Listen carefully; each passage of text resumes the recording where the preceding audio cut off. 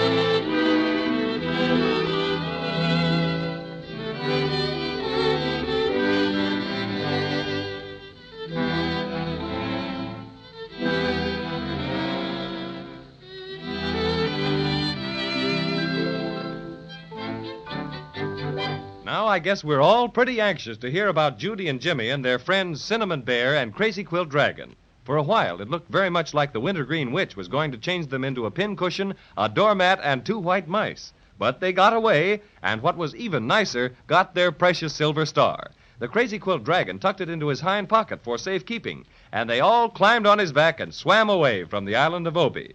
But when they reached the mainland, the worst thing in the world happened. Crazy-Quilt sat down to rest and broke the silver star into a dozen pieces. That's very, very bad, and you can just imagine what Judy has to say. Oh, dear. We might just as well never have found the silver star as to have it broken. Gee willikers, yes. Especially after all the things we did to get it back. If you had to sit down, Crazy-Quilt, why pick a rock to sit on? Oh, I am abject. I'm speechless, but I beg you to realize that my mistake was unintentional. Well, we know you didn't mean to do it, but gee, Crazy-Quilt, couldn't you have used your head a little bit? Well, Don't go picking on poor Crazy-Quilt. Of course he didn't mean to break the star, but making him feel bad isn't going to do any good. Oh, dear. We might just as well have Patio Cinnamon take us back to the attic again. Yeah, I guess so. Goodbye, Crazy-Quilt. Thanks anyway for saving us from the Inkaboos and carrying us across the root beer ocean. Yes, thanks for that, Crazy-Quilt. You're a good dragon at heart. How are we going to get back to the attic, Cinnamon Bear? The airplane is still at the bottom of Looking Glass Valley. Maybe when Crazy-Quilt has rested a little, he'll carry us a piece. Oh, gladly. Anything to help atone for my frightful carelessness. Anything to... Wait! What is it, Crazy-Quilt? Have you got a pain? A pain? No, I've a plan. That's generally the same thing with you. There's something that might be done yet. Sure, and you've done everything that can be done, Crazy-Quilt. You and your nonsense. Just a minute, my feisty friend in the fur pajamas. Let me say my say. Very well. What's on your alleged mind? Why don't we go and see Melissa? Splendid! Now, why didn't I think of that? Who's Melissa? Haven't you heard of her? Why, she's our queen, the ruler of Maybeland. What could she do? What can't she do, you mean? She's wonderful, so kind and generous. Everybody loves her. That's swell. But what could she do about the silver star? Anything, everything. She has wonderful powers. Nothing is impossible to her. Why, do you know once upon a time I had the great misfortune to fall into a lemonade wishing well, and all my beautiful colors ran together. I'd sure like to have seen you then. I shall overlook your remark. Oh, I was a mess. I thought surely I'd never be able to hold up my head in society. But I went to Melissa, and she restored me to my natural beauty and splendor. She certainly has a marvelous reputation, all right. I've always intended to go to court sometime and see her for myself, but I never quite got around to it. Oh, goody. Maybe she can help us. Where does Melissa live? Oh, she lives in her palace in the capital of Maybeland. That's capital M. A bit southish of the Lollipop Mountains, right in the middle of Marshmallow Meadows. Maybe she'll know some way to have the star all put together again. I'm sure she will. Will you take us there, Crazy-Quilt? Certainly. I'm quite as good on land as on water. Everybody help me pick up the pieces of the star. Jimmy, let me have your hanky. It's bigger than mine. Okay. Here it is. Ah, here are some pieces. Yeah, and here are some more. I think Jimmy and I have all the rest. Hold out your hanky, Jimmy. Okay. There. All right, now, let's get started. Climb on, everybody. Up you go, Judy. Up, Jimmy. Well, we're on. Outdo yourself, Crazy-Quilt. Gallop of you's never galloped before.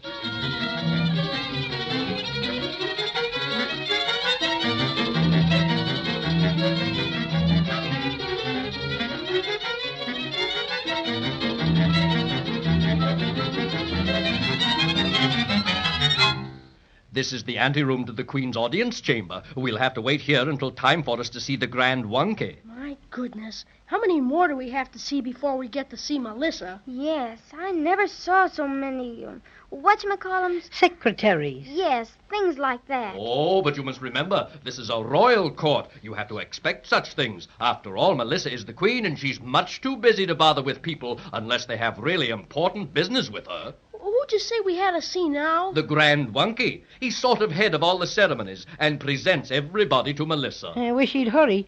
My stuffing's getting very tired. Oh, I don't mind waiting so much. It's so beautiful. I like to look down that big staircase and see all the people passing up and down. Oh, here you are. So sorry to keep you waiting, but you know how it is, so much busy. Dear. Oh, you're not in court costume. What's that? It's what you wear when you come to see Melissa. Well, never mind. It can't be helped now. I'll ask her to overlook the attire, inasmuch as you are unacquainted with court etiquette. What does he mean? He means that he's going to ask Melissa to skip it. Oh, dear. Now let's see how will we arrange this. You're the Crazy-Quilt dragon, are you not? I'm sure I've seen you before. I'm very good at remembering places. I mean faces. That's my job. Now, where were we? Awfully nice of you to drop in and all that. Must come again sometime. I'm Judy. I'm Jimmy. And I'm the cinnamon bear. That's us, and we're very anxious to see Melissa. Is there anything special we have to do? Oh, dear, yes. The bow, the bow. So. I feel awfully silly doing that. You don't have to. Just be polite, and that's all that's necessary. And of course, I must announce you. Now let's see. What formation would look best? Let me see. The little girl first. Yes. Then I think the boy slightly behind her with the bear. Then the Crazy-Quilt dragon bringing up the rear guard. Bringing up what? Does he have to carry something? No. He's to stand behind you. Well, why didn't you say that in the first place? I dislike hurrying you, Grand Wonky, but our time is short and our business very important. Now, you just sort of forget a few formalities and announce us to Her Majesty like a good Wonky. I think everything is in order.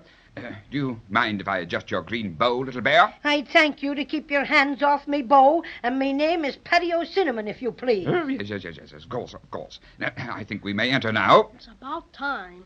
Ouvrez la porte! What's that mean, that ouvre, what you just said? Well, that's French for open the door. Well, why didn't you just say open the door instead of that French stuff? Because this happens to be a French door and won't open unless you speak French. So there.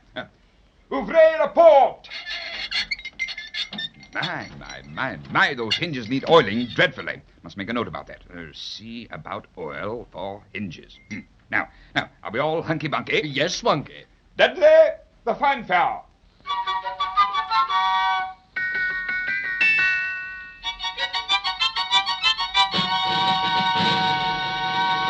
Oh, thank you, Tetley. That was lovely. Thank you. Now, friends, you may enter the presence of Queen Melissa of Maybeland.